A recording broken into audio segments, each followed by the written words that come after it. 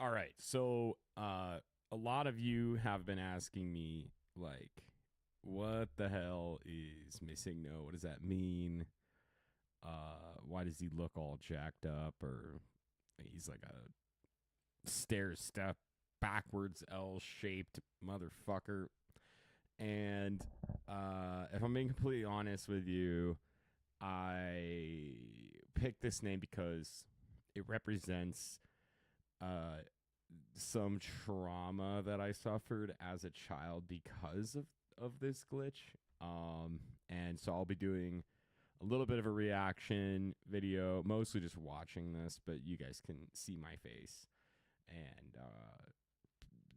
be here for when all of these different traumas and dreams and experiences that I went through are coming back to me in flashback form. So without further ado, let's get this going. When it comes to video game glitches, Missingno from the first generation of Pokemon games comes to mind for a lot of people. From its distinctive grainy texture to its iconic stair-step shape, it really embodies the feeling of glitchiness. But just how and why does Missingno look like this? For a placeholder literally named Missing Number, one might expect this Pokemon to show up as a solid square, a placeholder graphic, or maybe even not show up at all. In this video, we'll look at exactly how Pokemon are laid out and drawn onto the screen, uncovering the unintentional design of Missingno and other glitch Pokemon. This video is absolutely amazing, by the way. The editing, the creativity, the fluidity, everything about this has been super cool. The odd visual form of Missingno has to do with several errors that occur when decoding the Pokemon's sprite data and displaying it onto the screen. But before we tackle that, let's first look at how the sprite data is stored in the ROM in the first place. By knowing the format these graphics use, the whole process will be easier to understand. During a battle, a 56 by 56 pixel square area is designated as the area where the opponent Pokemon shows up. This area can be divided up into 49 8x8 tiles. The entire area is 7 tiles wide and 7 tiles tall. These tile graphics are stored in column order, that is, starting at the top left and going down. The graphics used here, and on the Game Boy in general, have a bit depth of 2 bits per pixel, which allows for 4 different colors. This means that each tile will take up 16 bytes in memory. Multiply that by the 49 total tiles, and you'll find that the buffer size that holds the Pokemon sprite data is 784 bytes large. This is how the sprite is displayed during a battle. However, keeping the data in this format in the ROM would just be wasteful. 784 bytes is a lot of space, especially for just a single sprite. Considering the fact that there are 151 Pokemon, this would mean over 100,000 bytes just for Pokemon front sprites. Then considering literally all of the other graphics in the game, that would be a crazy amount of data just for graphics alone. To save a lot of space very easily, the graphics data was compressed before inserted into the ROM. Then, when a sprite is loaded, the graphics are decompressed on the fly. For example, this Articuno sprite data is only 568 bytes when compressed in the ROM, before being decompressed into the 784 bytes in video RAM. The actual compression and decompression used in the game is fairly complicated, so I won't go into too much detail here, but there is one important thing that you'll need to know for later. As mentioned earlier, each pixel requires 2 bits to know what color to use.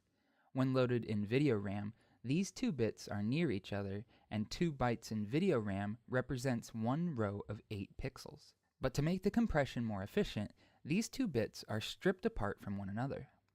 By separating these bits throughout the entire sprite, which is referred to as the bit plane, instead of 1 sprite at 2 bits per pixel, we get 2 sprites at 1 bit per pixel. These 2 sprites are then compressed and stored one after the other. This was what was done to large Pokemon sprites like this. However, a lot of Pokemon took much less than the allotted 56 by 56 area. Take Charmander, for example. There is a lot of empty space around its sprite. Even though this would probably compress really well, it is still a waste to include it within the sprite data, since there's nothing actually here. Therefore, this extra empty space around the edges was omitted before compressing the sprite data. More specifically, a bounding rectangle was placed around the sprite to include as few empty tiles as possible. In practice, only 5x5, 6x6, and 7x7 bounding boxes were used, but as we'll see later, the algorithm that deals with this can support all the way to a 1x1 sprite, as well as rectangular bounding boxes. The sprite data is still stored in order from top to bottom, left to right. Then, one additional byte is used to tell how large the bounding box was. The upper 4 bits held the box's height in tiles, while the lower 4 bits held its width. This byte was copied into 2 separate locations. It was bundled with the compressed graphics data to help the decompression algorithm piece together the sprite correctly, and it was located in a separate table for the algorithm that reinserts these blank tiles to get a hold of. Now, let's look at the algorithms that were used to convert this compressed data back into a viewable sprite image. In order to manipulate the data correctly, a buffer of 1,176 bytes was used, which is enough space to hold 3 56 by 56 pixel sized sprites, or 147 8x8 tiles at one. By the way, I am absolutely obsessed with this art style. I got a tattoo of actually Gen 2 silver sprite of Meowth because I'm just like enthralled. Like, I just absolutely adore all the little boxes of just only 2 colors. It just, I've always just loved it so much. Bit per pixel. This buffer was split into 3 equally sized portions, which were 392 bytes each. I'll refer to them as buffers A, B, and C. In this view here, I'll display the data in column order at 1 bit per pixel. This makes it easier to see what exactly is going on. And over here, I'll show the data in row order at 2 bits per pixel, which is more likely what you would see if you were using a memory viewer. You can tell from how messy this looks that it is important to interpret the graphics data at the correct bit depth. First, the 16-bit pointer to the compressed graphics data was loaded from the Pokemon statistics table, and the single byte that holds the bounding box size was reserved. Then, the 2 bit planes were decompressed into buffers B and C. The method here involves several steps, but it's pretty complex and out of the scope of this video, so we'll just skip to the part where the graphics data is decompressed and in the correct format here. Note that the entire buffer may not be used, particularly if the sprite we're dealing with is smaller than 56 by 56 pixels. If it is 56 by 56, then the entire buffer is filled.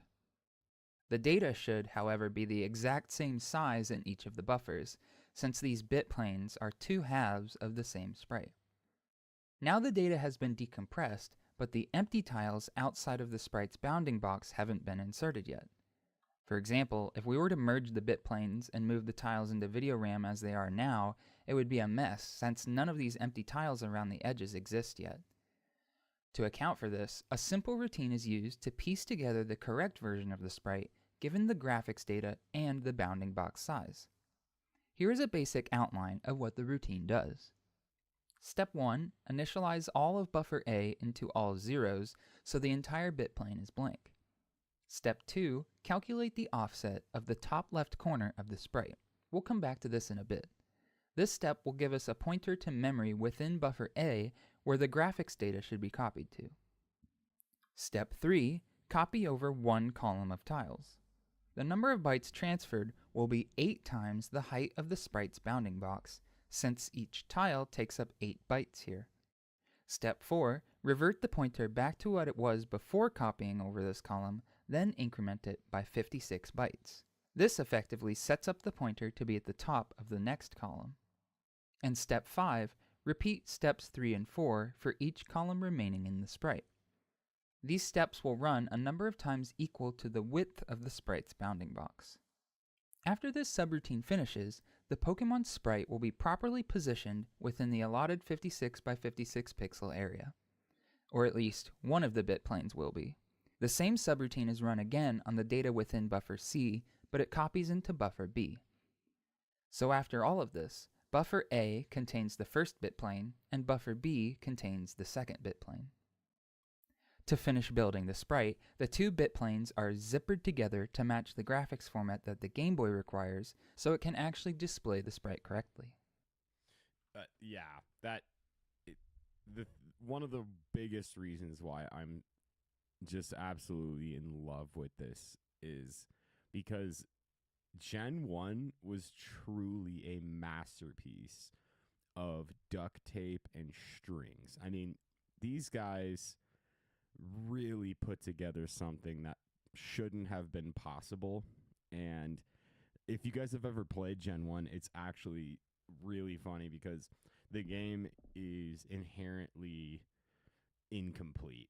It is a mess of a project, but it is just so beautiful in its own little way. And that's largely why I love it so much, just because these guys really took the time to sit down and figure out how they could maximize the utility of the original Game Boy in a time crunch with Nintendo up their ass. And, you've got to respect it. And it created something that is absolutely timeless and really cherished by a lot of people. The data in buffers A and B are copied into buffers C and B starting from the end and working backwards. This sprite takes up 2 buffers since the number of bits representing each pixel has doubled from 1 to 2. And finally, the 784 bytes of buffers B and C are transferred into video RAM to be displayed on the screen. Okay, let's revisit that one step that I skipped over, finding the top left corner of the bounding box of the sprite within the 56 by 56 pixel area. First, I'll mark off each 8x8 tile's index number in this area in order of how they are stored in memory. The goal is to fit a smaller box of graphics into this larger box and find the tile index number of its top left corner. The smaller box should always rest on the bottom of the larger box, and it should also be centered horizontally. We can find the index of the top left corner by finding the horizontal offset and the vertical offset of the smaller box in tiles. Then, if we multiply the horizontal offset by 7 and add the vertical offset, that will give us the tile offset we want. For example, if the smaller box were 5 by 5, we would want it to show up here. It has a horizontal offset of 1 and a vertical offset of 2. 7 times 1 plus 2 is 9, which is exactly the index of its top left corner. First, the vertical offset. This one is actually pretty easy. It is just 7 minus the height of the bounding box. We can double check this by seeing that a 7 by 7 sprite should have an offset of 0 and that our 5 by 5 sprite had an offset of 2. The horizontal offset is a bit trickier. The formula for this offset is 7 minus the width of the bounding box, all divided by 2 plus 1/2 and rounded down to the nearest whole number. Again, we can double check by seeing that a 7 by 7 sprite should have an offset of 0 and that the 5 by 5 sprite had an offset of 1. The plus 1/2 part ensures that even-numbered width sprites, which can't be centered exactly, will favor the right side of the allotted area instead of the left. Now that we have the horizontal and vertical offsets, the index number of the top left corner can be calculated. However, the algorithm that inserts the empty tiles deals with bytes of graphics data, not whole tiles. At this point in time, the graphics are in 1 bit per pixel format, so one tile takes up 8 bytes. This means to convert a tile index into a byte index, we multiply it by 8. This may have seemed like a lot of pedantic mathematics, but it really is important to uncover the mysterious shape that Missingno takes. Before moving on to Missingno, let's look at a few more examples so you can see this algorithm in action.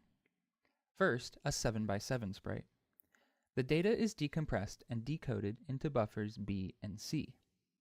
Now, without the need for any spacing, these already look pretty good. The horizontal and vertical offsets are both 0, making the tile offset and pointer 0, but the data is copied into buffers A and B anyway, since the same code is run for all sprites regardless of their size. Then the two 1-bit per pixel images are merged into a single 2 bits per pixel image. This data is what gets written into video RAM. Next, a 6x6 sprite. The data is decompressed and decoded into buffers B and C. This time, everything looks jumbled since the empty area needs to be re-added. The horizontal offset turns out to be 1, and so does the vertical offset, which means the tile offset is 8 and the pointer is at 64 bytes into the buffer. God, even these the empty area gets examples added are to the first fucking bit plane sick, when it man. is copied from buffer B to A, then it's added to the second bit plane when it's copied from buffer C to B. Now that the sprite is centered correctly, the images are merged, then sent to video RAM. And finally, since we saw a 5x5 sprite earlier, let's do a 3x2 sprite just for fun. A sprite this small and non-square is never actually used in the game, but the algorithm here can handle it just fine. The first and second bit planes are decompressed into buffers B and C, and the data is decoded.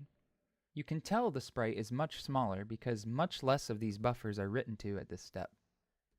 The horizontal offset is found to be 2, and the vertical offset is 5, resulting in the top left corner tile having index 19, and the pointer becomes 152. Then, the 6 tiles of the sprite are arranged as you would expect. The same is done for the second bit plane, and then the two are merged just as before. And then, of course, these final tiles are transferred to video RAM like usual. Alright, finally we can look into what makes Missingno look the way it does. Remember, the only two things required to draw a Pokemon sprite is a pointer to compressed graphics data and 1 byte that describes the width and height of the sprite's bounding box. With Missingno and other glitch Pokemon, these two parameters are corrupted. So while the pointer is supposed to point to compressed graphics data, in most cases it doesn't, and it points to somewhere completely unrelated. This is what gives Missingno its glitchy texture. And then the size of the bounding... By the way, so this image here, if you invert it, or actually rotate it, and put it against the image, kind of like a mirror, it makes this super creepy ass face, and it's almost like, you know, the creepypasta people are onto something. It's like these things are not random. Like the programmers put this in the game, which I really truly believe is just so badass. It really is. box is corrupted as well. The algorithm that inserts empty space around the bounding box only works correctly for widths and heights between 1 and 7 inclusive.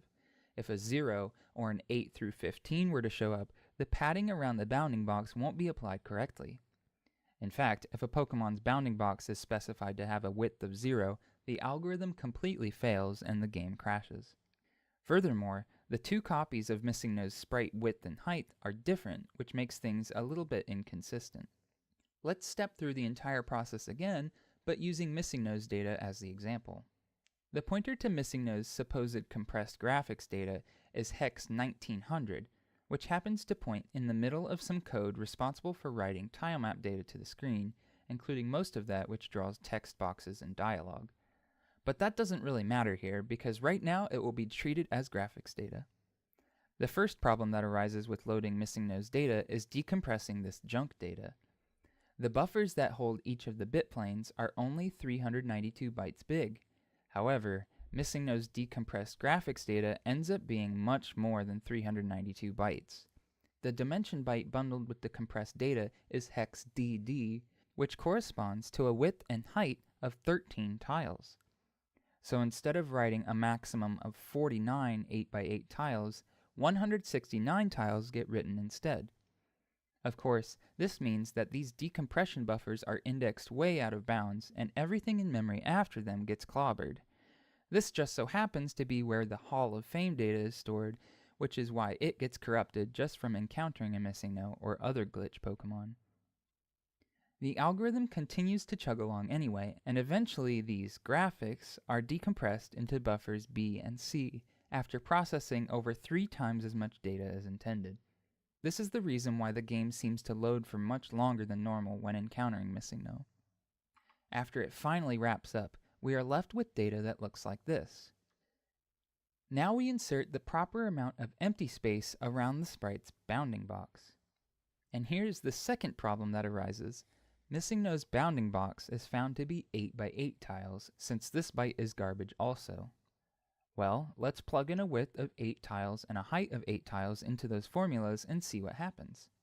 The horizontal offset is found to be 0, which is all fine and dandy, but the vertical offset is calculated to be -1. Therefore, the tile index of the top left corner is -1. Multiply by 8 to get the graphics data offset and we get -8. Now, this offset is calculated inside of an 8-bit register. -8 is represented as 1111 1000 in binary. However, when working with offsets like this, a negative number doesn't make much sense, so this 8-bit value is treated as an unsigned number instead of a signed number. As an unsigned number, this value is hex F8, or decimal 248. If we divide this value by 8, we can get the true tile index, which is 31. It's a pretty unintuitive result, but this places the supposed top left corner way over here. Now, 8 columns of 8 tiles are copied over one at a time. Notice how the last tile of the column is overwritten by the subsequent column, since advancing to the next column is only an increase of 7 tiles when there are supposed to be 8 tiles in one column. And by the third column, the buffer is again indexed out of bounds and starts running into the same buffer that this data is coming from. The same thing happens for the second bit plane, just as you would expect. Finally, there it is in buffer B. What a fucking beaut. Truly, really, this face here, dude. It's creepy, bro. When you do this, you put it against the this, you invert it like a mirror, and it makes a face. It's just crazy, dude. the 2-bit planes are merged into a single 4-color sprite as normal. And there you have it. Missingno's shape and texture are both results of unintended parameters that come from a corrupted Pokédex number. Speaking of Pokédex number, let's look into why Missingno exists in the first place, which will lead us into other glitch Pokémon. Each Pokémon has an internal ID number and a Pokédex number. For example, Bulbasaur has Pokédex number 1, but Rhydon has the internal ID number of 1. The Pokédex number and name of a Pokémon are derived via the internal ID, so technically more than one Pokémon can have the same Pokédex number. The internal ID number is the only truly unique identifier between Pokémon species. Now, throughout this list of Pokémon ordered by internal ID, you will notice a bunch of them have Pokédex number 0. These IDs probably belonged to Pokémon that were removed from the game during development. Rather than shifting all of the IDs over when removing a Pokémon, they just left a gap and filled it with a 0. This is also where the placeholder name of missing number came from, since the Pokédex number for the cut Pokémon went missing. Now, while a Pokémon's name is derived by its internal ID, its sprite is derived by its Pokédex number. All of these gaps were filled with placeholder zeros, and the Pokemon name list is more of the same, where you can find the string Missingno many times. But the reason that all Missingno look the same is strictly because they all share the same Pokédex number, 0. Oddly, the glitch Pokemon with internal ID 0, ''M, happens to also have Pokédex number 0, just by chance, which is why it looks the same as Missingno. As we look through all of these glitched Pokemon sprites, you'll see some of them have been marked with red. These are tiles that change their appearance depending on what is in memory at the time the sprite is loaded. See, the 16-bit pointer to compressed graphics data normally points to a ROM address, since that is where the data is supposed to be located. However, some of the glitch Pokemon have pointers that refer to other regions I like the random Tentacruel and Magnemite of the address space. Oh my gosh, what is that? Looks like a Cubone with, like, he's holding a helmet over his head or something. such as work RAM, SRAM, or video RAM. These will look different almost every time they are loaded. The same goes for many of the glitched Pokemon's names. The area of video RAM where the alpha... Ah, it's a super long boy. Right there under Sprite. That's like a... It's the leaning tower of Missingno there. alphabet is stored is near the area where other currently loaded graphics are, such as the back of your own Pokemon and the front sprite itself. In fact, some glitch Pokemon, like ''M, have parts of its own sprite within its name, which I think is just wonderful. Loading up a Pokemon's sprite in its status screen will even allow tiles from the currently loaded tile set to appear in certain glitched names. This video is getting pretty long, so I'll end it here for now. In a follow-up video, I will try to fix some of... This was, that's fucking crazy. I left the link to this guy's video and channel in the description. Yeah. No, I just wanted to use that. I know it was kind of long for him. And if you're anything like me, you probably didn't understand 80% of the shit that was going on, but I appreciate like the in-depth analysis and explanation of what's going on here. Truly. There was another YouTuber that I wanted to check out though. My buddy was telling me about him. Let's see.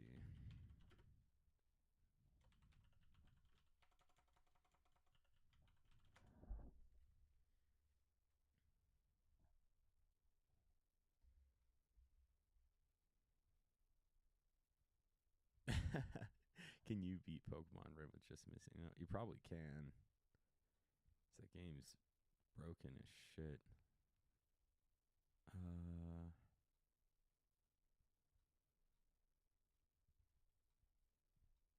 Well, actually, let's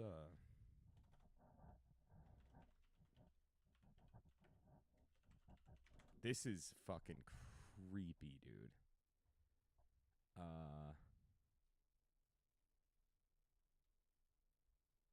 Yeah, this is insane. This is gonna like give me chills, bro.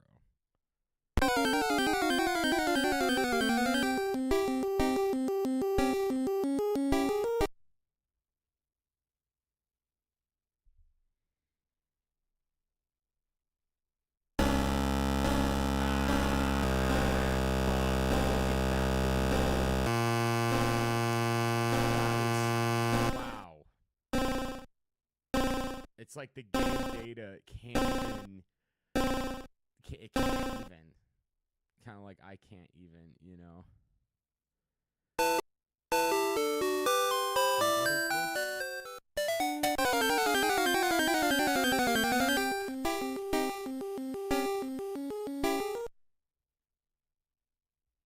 Glitch Pokemon.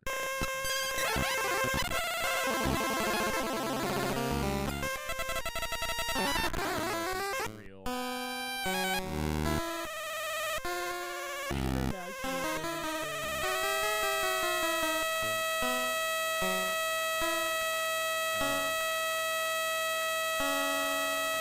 Spare you that sound. Holy shit. Yeah, I mean, so that's kind of, that's kind of what's going on. But yeah, this is wild, bro. I remember like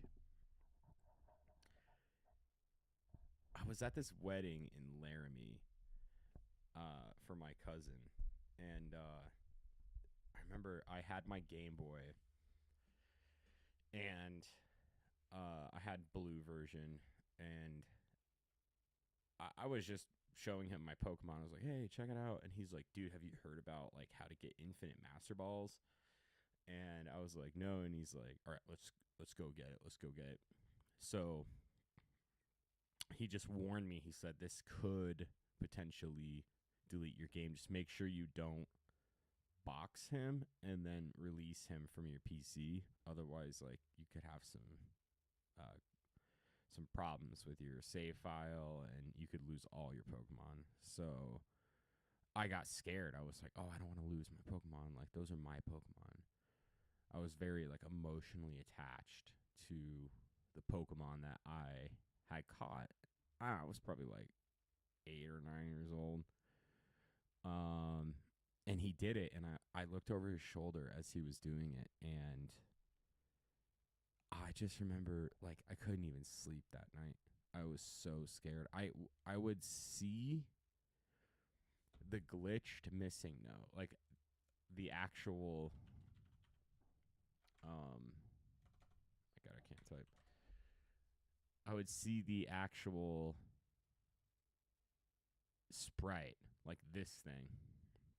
I would see this in the forest as I was like walking through. I could like see it popping up. Like it was popping up in real life, and it was going to corrupt my life. It was going to like delete my parents, or like, you know, something horrible was going to happen. It was going to pop out of the Game Boy, and, you know, and ever since then, I that was like deeply traumatizing to me. Oh, this is fucking funny. Maybe I should do that this year for Halloween. Yeah, that's great. Yeah, and so I just decided, like, you know, there's always going to be a part of me that is attached to this corruption. And I've thought about like different philosophies that could explain why I have an attachment in the way that I do. But, you know, and obviously later in life, I got really obsessed with Game of Thrones, and, you know, Peter Baelish, my boy, Lord Baelish, he has a very, very profound quote where he's talking with Lord Varys in the throne room, and they're having their banter back and forth. And basically, Varys says, you know, your plan will cause the realm to collapse into chaos. And Baelish turns around and looks at him and says, chaos is ladder. And I'm like, oh, dude. So in a way, you know, this Missingno creates chaos, and through the chaos, through the corruption and the system collapse, you can actually have a lot of power over others. And I just have always been kind of fascinated with that idea, because I'm kind of a mouth breather. So it's good that if people like myself stumble in that position, because I'm not looking to take advantage of others or anything adjacent to that. I'm just literally bopping around. So, you know, it's like just a fun idea to think about. But yeah, I probably just sounded kind of like an anarchist narc, but, you know, that's what this is for. This is for a little fun time, you know? So, let's see.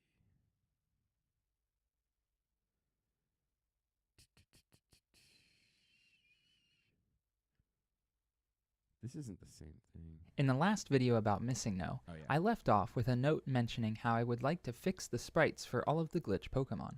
In this video, I will do just that, to the best of my ability. You're gonna fix Afterward, I'll show off a whole bunch of This is theoretical fucking glitch art. Pokemon that don't and can't exist in the original game, but could be observed with some small hacks. Let's get into it. So in order to fix these glitched Pokemon sprites, we first have to identify what is wrong with them in the first place. It turns out there can be multiple... There's nothing wrong with them. They're all beautiful.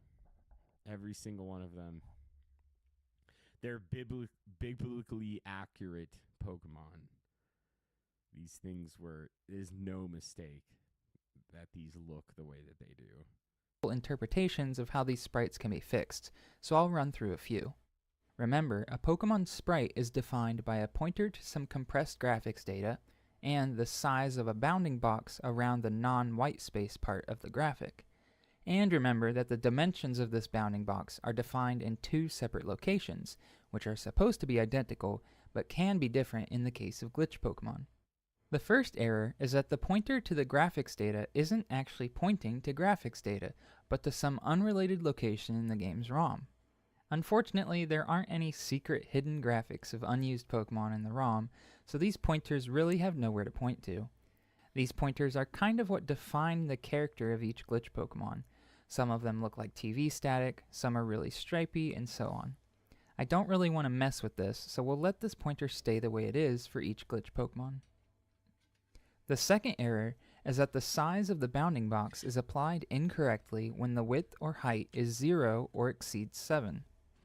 In the case of the dimensions that help the graphics data decompress in the first place, if the resulting bounding box encloses more than 49 total tiles, some of them are overwritten because the memory buffer that holds this data was only made large enough to hold this many tiles. In order to fix this, I will expand these buffers to be large enough to hold even the largest bounding boxes. At the decompression step, a width or height of 0 is interpreted as a width or height of 256 pixels, so I will even support this humorously large sprite if it comes up. In the case of the dimensions that help place blank tiles around the sprite, if the width or height was 0 or greater than 7, the algorithm would fail and a broken stair-step shaped sprite would be created instead. In order to fix this, I will use a different algorithm that creates the correct rectangle shape no matter how large the bounding box is. Again, a height of 0 is interpreted as 200. Dude, there should be like, somebody should make a Missingno Tetris, like a giant Tetris game. And you just use the different generated Missingno blocks and sprites and see if you can do it. You probably fail right away, to be honest with you. 256 pixels, but a width of 0 in this step actually results in a sprite with a width of 256 tiles, or 2048 pixels. There's never actually enough graphics data to fill in this huge area, but I'll use this size anyway. The third error is that the two dimensions of the bounding box can be different in the two different steps just previously mentioned. Fixing this issue is more subjective than the other two. I could always pick the larger of the two bounding boxes, but this can create a sprite with a bunch of empty space in it if the amount of decompressed graphics is small. And I could always pick the smaller of the two bounding boxes, but this can leave out parts of a sprite if the amount of decompressed graphics is large. So I think I'll just show both options and let you decide which one looks better. I'm not going to walk through each and every glitch Pokemon, but I will talk about a few of the interesting ones. First off, Missingno, of course. When decompressing its graphics, the size of Missingno's sprite is defined to be 13 by 13 tiles. But since the original buffers only hold 7 by 7 sprites, or 49 tiles, some of the first buffer's data gets overwritten by the second buffer. First, let's expand these buffers so that all 169 tiles exist and don't get overwritten. This will end up changing Missingno's appearance quite a bit. Then, I'm actually going to switch the order of operations here and zipper the two bit planes together right now to form a 4-color image, instead of doing it at the end. Since this is all theoretical work, we aren't limited to the game's memory or anything, so we can afford to use memory space less efficiently. Besides, I think doing it this way makes more sense visually. Okay, so these are the 169 8x8 tiles that make up Missingno. Just for reference, here is what the original Missingno looks like, and all of the theoretical tiles it could have used. These highlighted tiles are the ones that actually show up in the sprite in-game. You can see that it doesn't use every single tile available.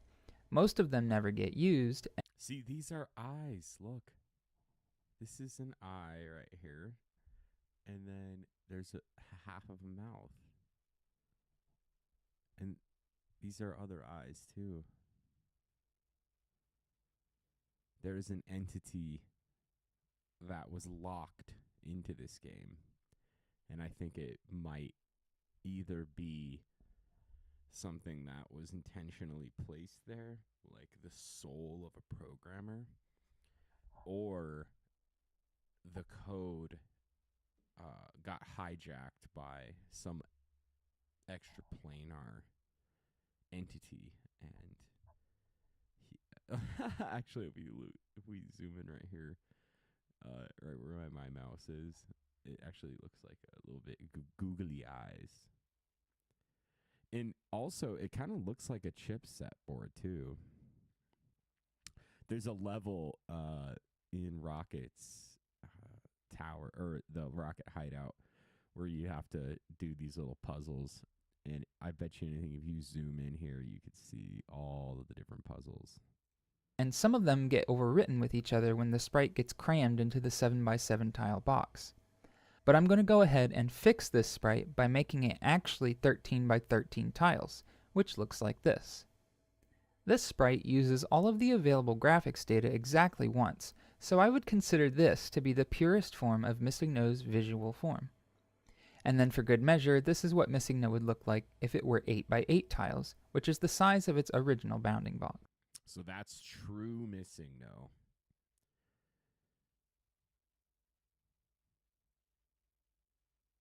Yeah, that's just crazy, dude.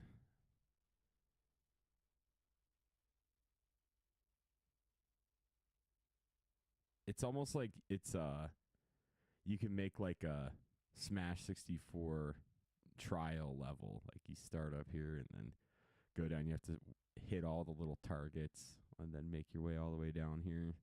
That'd be fucking sick if somebody did that. Both of these sprites can be considered correct though, since most glitch Pokemon have 2 defined dimensions. Here's one of my favorite sprites, glitch Pokemon with Pokedex number 234. Those with IDs 194, 200, 211, 217, and 234. This is what this one looks like in the original game. But here is what it would look like if it could take up its full size of 6x10 tiles. Its bounding box is only 6x1 though, so if you apply the bounding box to the sprite, you only see this little sliver of it. Again, the sprite looks a little different, and this is because the two halves of the sprite never clash with one another during the decompression process. If you want to learn more about that, there will be another follow-up video released soon after this one that will go into much more detail on this algorithm. Let's look at one more in depth. This is the glitch Pokemon with Pokedex number 255, which has the internal ID of 245. In the previous video, I showed the same sprite graph.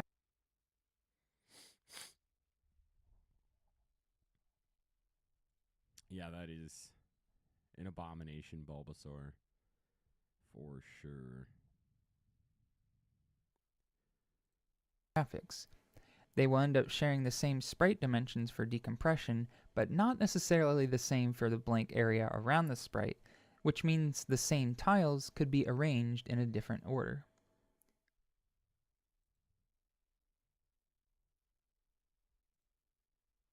Types, catch rate, initial moveset, and front and back sprites. Here is a list of all of the glitch Pokemon you'd get if you could set the Pokedex number to anything you want. There's nothing particularly interesting out here, but it is cool to know that the glitch Pokemon that exist in the game are just a small sample of the out-of-bounds entries of this table. There's a... Oh my gosh, look at this one. That's crazy.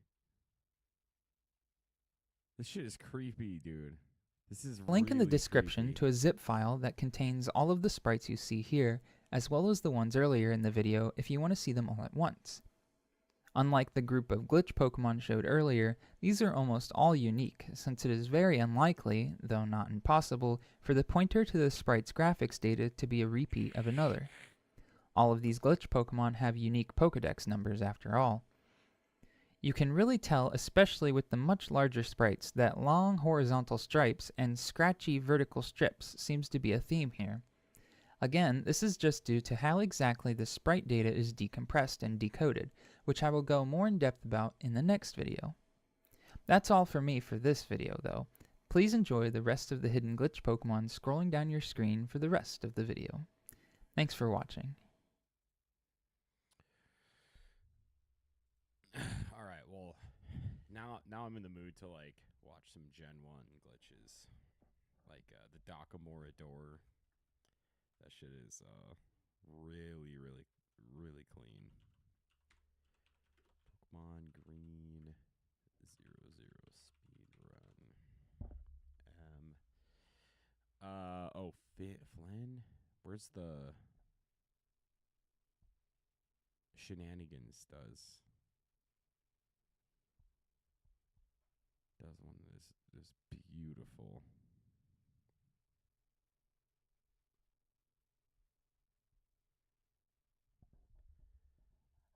He said Worcester's a dude, this guy. An animal and a half, bro. well, I'll do another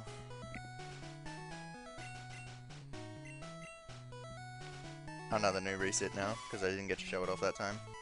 I'm using Gambit as the emulator. Well, I couldn't exactly complete that run now, could I?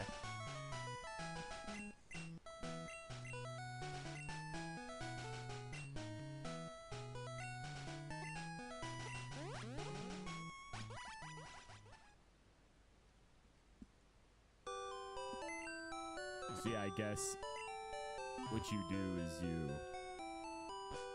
put your Pokemon in the PC. In the original Gen 1 releases in Japan, which were red and green versions,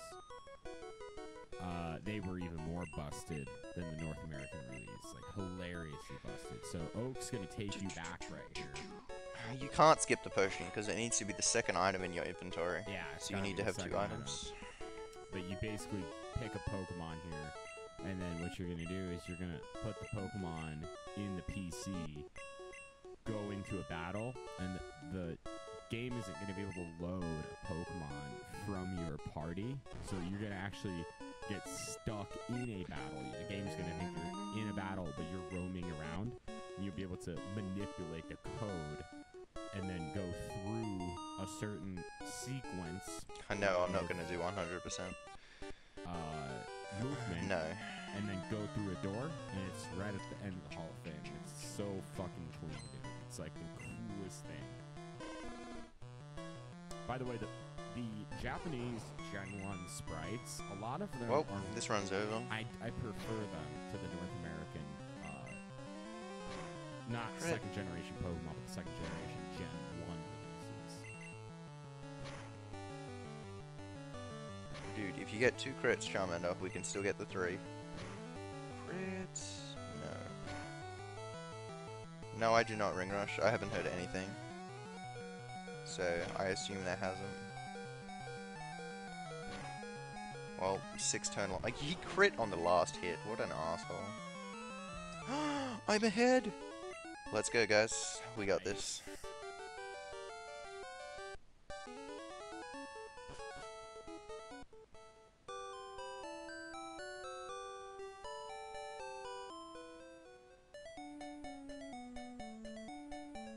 Oh yeah, this is not the world record. I thought he was... I don't remember Shenanigans. I got no encounters. Let's go. Ah, nice. This is potential new PB, guys.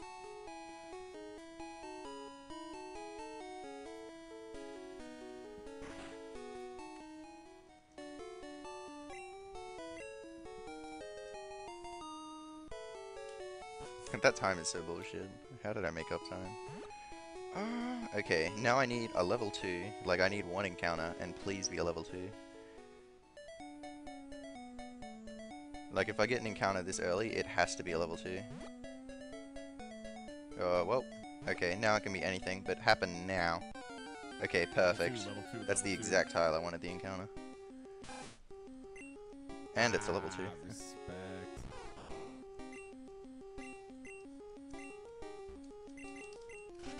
That could have been quicker. That, I did not make up time. This isn't going to be a 3, but it's going to be really, really close, I think. What is Oak doing there? I am, like, not very familiar with the original release. Ah, look at that, dude. This guy is just fucking flying all over the map right here.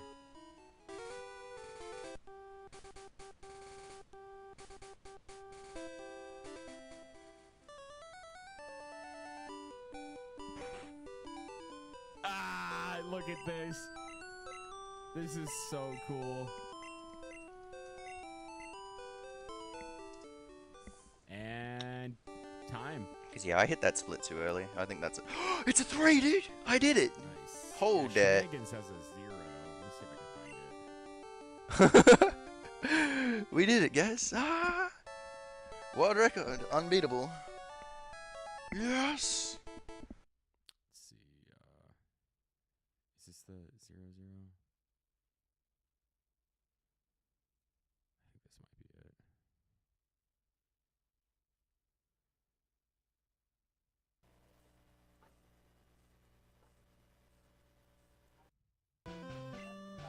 And as the runner points out, this is a speed run.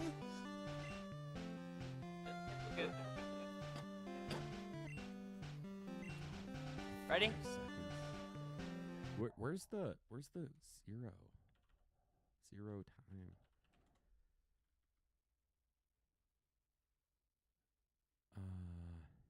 In 0.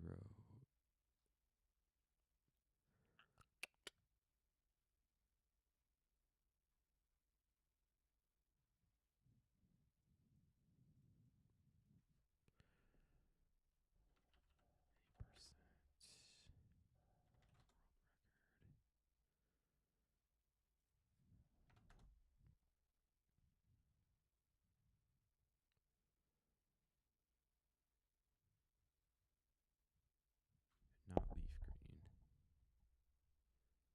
Just straight up green. Maybe it's not shenanigans that does that.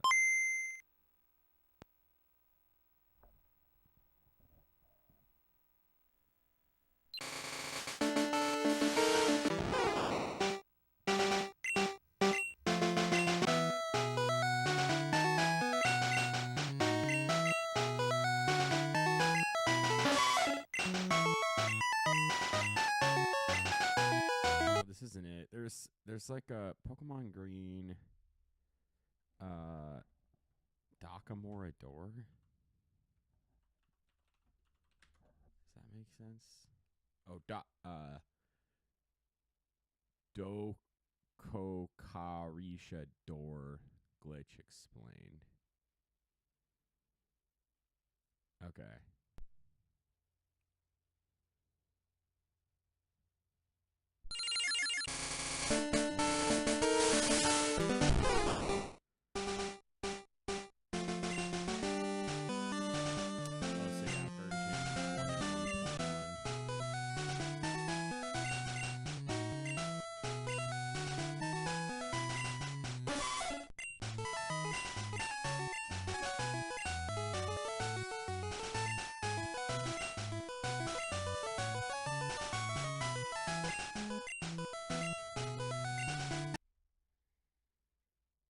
I don't know how I the glitch hell. Never ending death.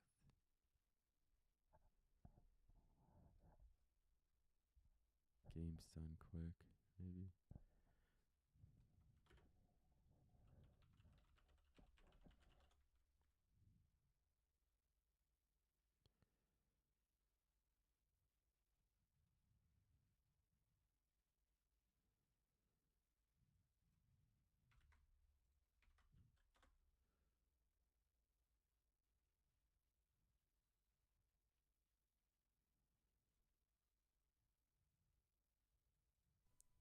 Hey man, some people just like to glitch. Welcome to Glitch City! What the fuck is going on?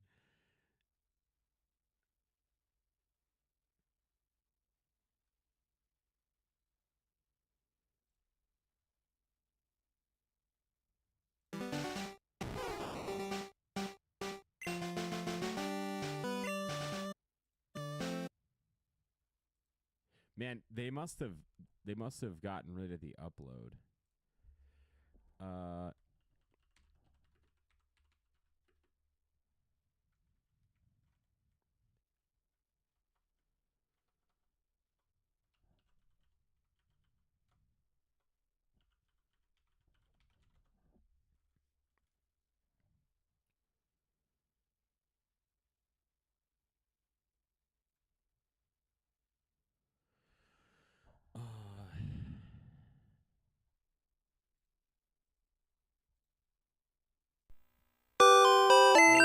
gosh, everybody's ears are bleeding. So yeah, so you deposit the Pokemon here.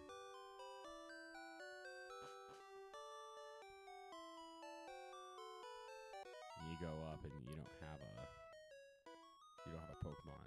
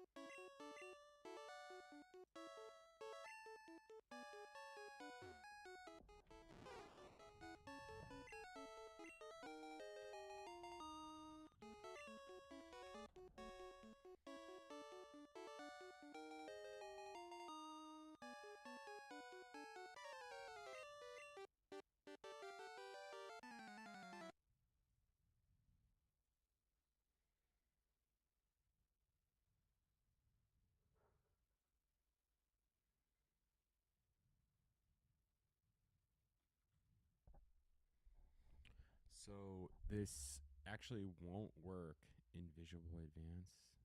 Hacked version. Yay. Oh, cool. So it kind of shows you how to do this.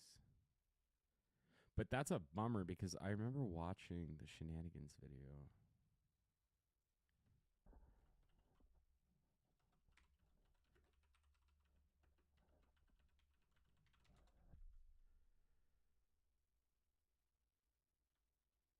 Maybe this is it. Maybe we just went full circle for no reason. Good to go? Okay. 3, 2, 1, go. Alright, hello everybody. This is Pokemon Green version. The first thing you're probably going to notice is that it's on Japanese and not English. The reason for this is the Japanese versions of the game were actually released before the English versions. They came out 2 years before in 1996. And what's interesting about that is there's actually a glitch that is Japanese version exclusive that allows the games to be broken extremely badly. So I'm going to get the PC potion here. I need to get 2 items total. So I'm going to be collecting that as well as a second item later on. That's in order to activate the glitch. Now I know most of you probably saw Worcester's No Save Corruption run yesterday. And in his run, he would get the Walk Through Walls glitch, walk to Celadon, and then from Celadon, he would get a freshwater from the mart, and then underflow his menu. And from underflowing his menus, he was able to warp to the Hall of Fame. And we're going to kind of do something similar to that here, but not quite as in-depth. Alright, so I'm going to be picking Charmander as my starter. The reason for picking Charmander is because he's the easiest of the 3 starters and the most consistent to get through the first fight. It doesn't actually matter which starter you pick, but Charmander forces the rival to pick Squirtle, and Squirtle doesn't have the move Growl. Growl lowers your attack, and if your attack gets lowered, you start to deal so much less damage, and 4 to 5 turn fights turn into 10, 12 turn fights. So it definitely makes sense to get Charmander in order to force the rival to not growl you. So nerdy. It doesn't actually matter whether I win or lose the fight, as long as the fight ends. So the best case scenario is actually that I get something like this. Tail Whip is really nice. If he starts to tackle me, I might be able to kill him, or he might be able to kill me a lot faster. If I do kill him, I get to see a level up, and it wastes a second or so. So if he uses Tackle this turn, that's Tail Whip. The hardest part about this run is learning Japanese. Alright. So that fight went actually really well. I got a critical, which saves a turn. Alright, so now we're going to go on the mission to collect the parcel, which is actually going to be our second item. On the way up Route 1, I could take a little pit stop and pick up a potion. There's actually a guy right here to my left. He'll give you a potion, but I need 2 different items. So I have the PC potion already, so I need something different because potions stack on top of each other. And wow, I got no encounters. That is extremely lucky. Yeah. All right. So I'm gonna go in the mart and I'm gonna get the parcel. And we're supposed to return this to Oak. I don't know what he plans on doing with it, but I definitely have a better use. So we're just gonna hold on to it for a little while. Shop instead of mart. All right, so we're gonna return to Pallet Town. I need to get an encounter on this specific tile because after I set up part of this glitch, if I get an encounter, it'll crash the game. So I need to be very careful with how I set this up. Okay, that's actually a really good tile to get it on.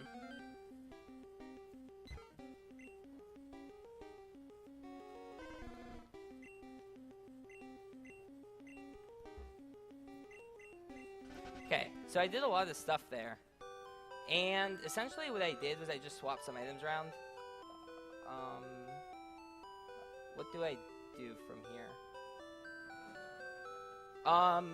Shoot. Okay. I'm just gonna get the town map. Okay.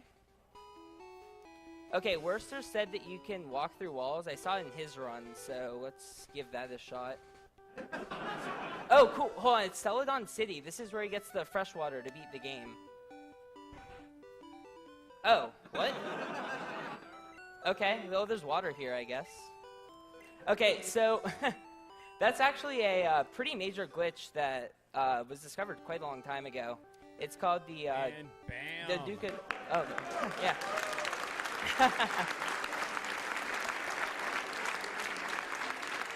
There was a run though that I saw that was, it literally said 0. It was like beat the game in 0, but maybe it wasn't Pokemon Green. Hold on.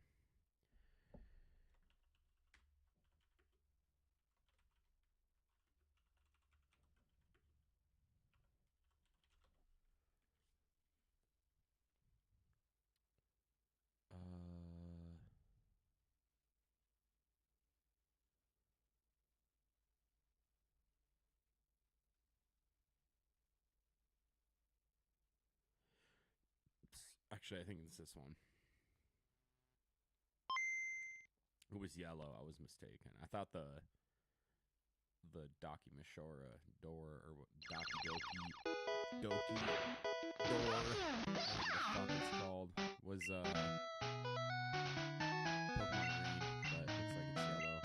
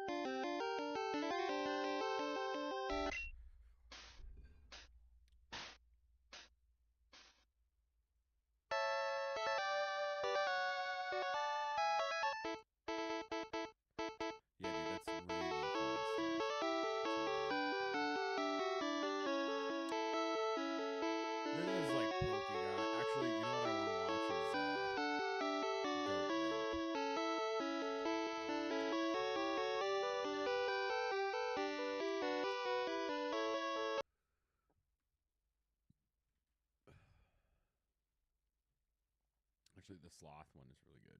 Let's watch that. All right, PAX West, are we ready for our finale run? All right, so time is going to start when Chief gets out of the cryopod, so it'll be about like 10 seconds after I skip the cutscene. So I'll count down from there. All right. Like 5, 4, 3, 2, 1. I'm going to jump back into the pod and hopefully get a teleport up. There we go. We are out of bounds. And how much did that save? About 7 seconds. And then I'm going to do another teleport into this load zone. Yeah, and those, you're going to see a lot of those teleports. Essentially, when you intersect with a piece of geometry, the game freaks out and is like, you're not supposed to be here, so it sometimes shoots you very far. It's hard to see sometimes, but we'll point out some places where you'll see just how far it is. Yeah, now we're going to back out of here. We don't actually have to go see keys. It kind of just skips to the cutscene if we just exit the trigger. He's going to give us a pistol. If we're too fast, we actually don't get it. So we're just going to leave and not take his pistol. We're going to just toss it on the ground. We would get it here, but trigger doesn't wake up in time for us to get it, so we just get an assault rifle. We don't actually need the pistol. It's actually advised to not use this on this level. We can just push the enemies out of the way. Or die. So, yeah, that is unfortunate. Complete RNG if you die there. You can get 0 to 3 elites, and then they just smack you. Yeah. So, I mean, it is also legendary difficulty, so yeah, it is very difficult, and I believe Sloth will make a lot of these difficult combat sections seem trivial. Yeah. So, yeah. Oh, This it time we almost got happened through. again. That was close. Yeah. And you just get that health pack So right now. on legendary, enemies do deal 1.8 times damage compared to normal, and they have 1.4 times shields and health. While we have a bit more health than normal, we have about 105 compared to 75 on normal, but that is not that much of an increase. Ooh, bonus frags. Yes, Nice. there's a 30% chance drop on frags. That's pretty cool. Now we're just going to be pushing through this mission, trying not to die. Hopefully get a checkpoint here. Take a bit of an unconventional route here. We did get a checkpoint, so I'm just going to rush this. Nice. You can just kind of jump through, and that will actually skip a bunch of spawns that would be right here that are quite nasty. Smack that guy for good luck. Alright, so I'm going to jump here, throw plasma. Plasmas are very strong in this game. They do, I believe, 3 times damage to elites shields, so it just overlaps to their health and just kills them. Yeah, so coming up right here is probably one of the biggest finds in recent times for Halo CE, which is stair skip. So we're going to be using a very old technique called shield bump and bumping out of bounds right here. So from here, it's going to be a lot of out of bounds platforming with the new graphics that exist in the MCC version of the game. So he's able to see the geometry while out of bounds. In Classic, you're not able to do this. And he's going to just platform all the way to skip all of these hallways. There's so many. Nice. And he's going to do a very precise teleport here. So it's basically pixel perfect and input precise. Oh my god! That That is one of the hardest, not one of them, that is the hardest trick that we Yes, do that in is this a new route. Tick perfect jump mid teleport, so 1 in 30, 1/30th of a second. To jump while you're teleporting, it is very difficult. Yeah, you have to jump at the exact time you teleport. It's, yeah. He made it look so easy, like it's very, very difficult. It's one of the most difficult tricks in In speedrunning. probably the whole boy. franchise, yeah. Yeah, it's one of them, definitely. Alright, so the end of the level is coming up like in about 20 seconds. I'm not going to do a quick strat here. I lose most of my runs here, so I'm not going to do that. Take it safe. And once we kill these guys, the level should end.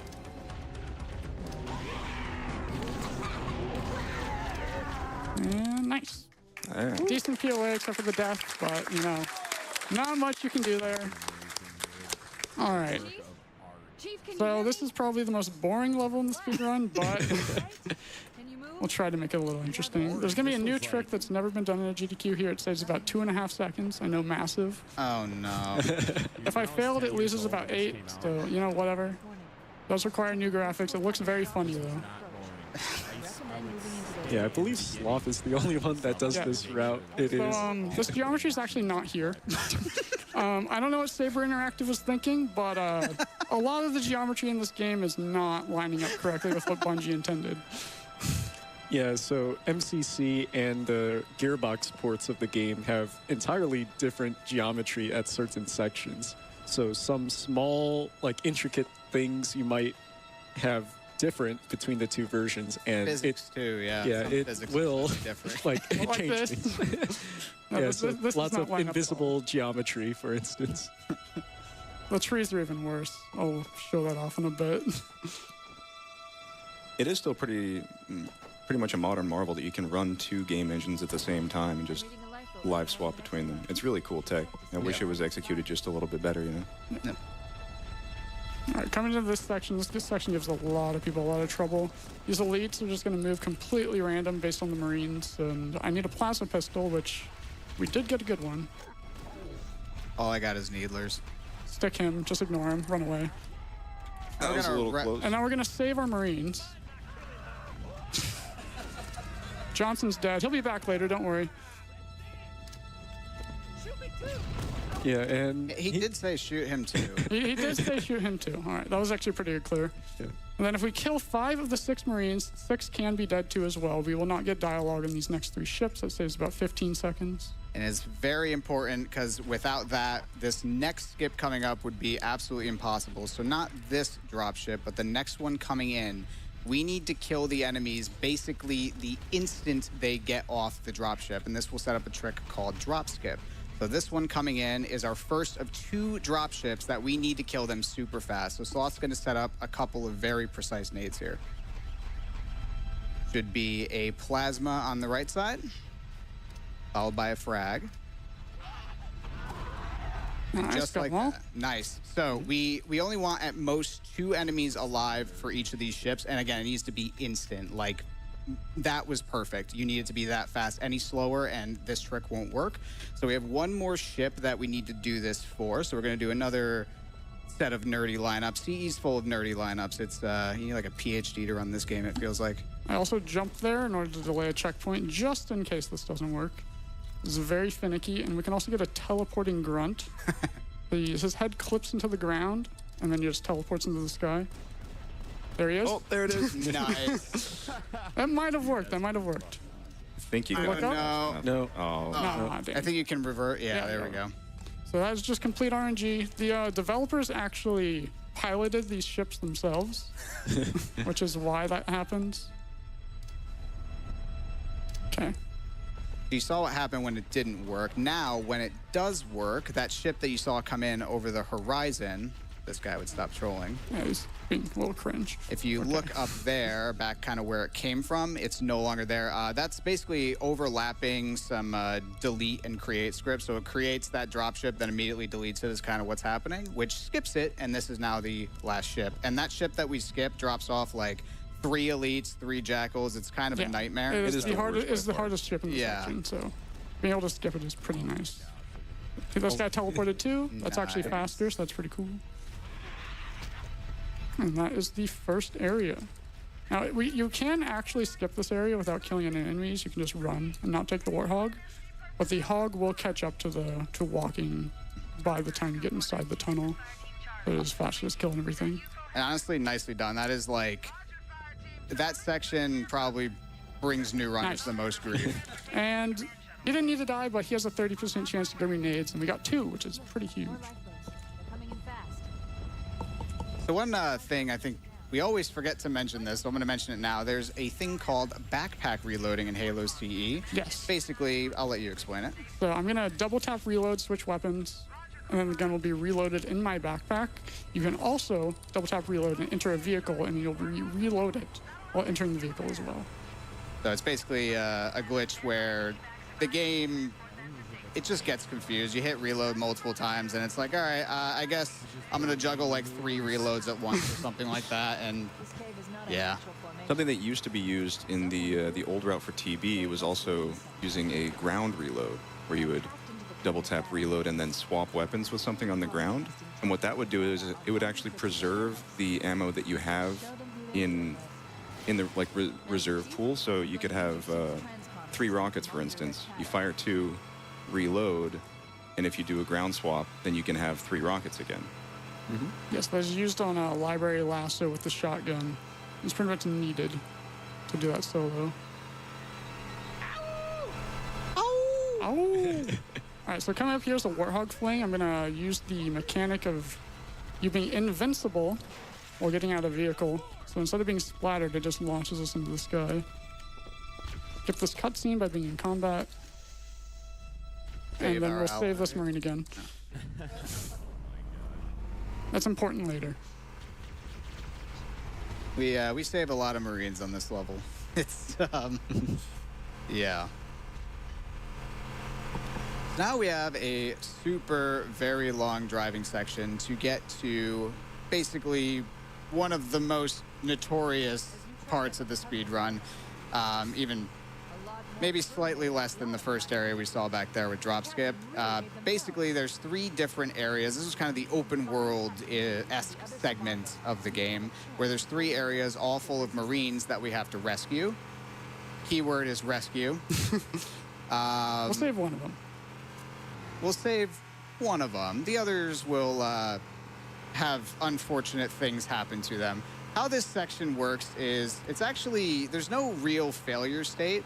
There is, but it doesn't like make you revert or like kind of fail the mission or anything like that. If you rescue the Marines in an area, that also checks off the list that yes, that area is complete, but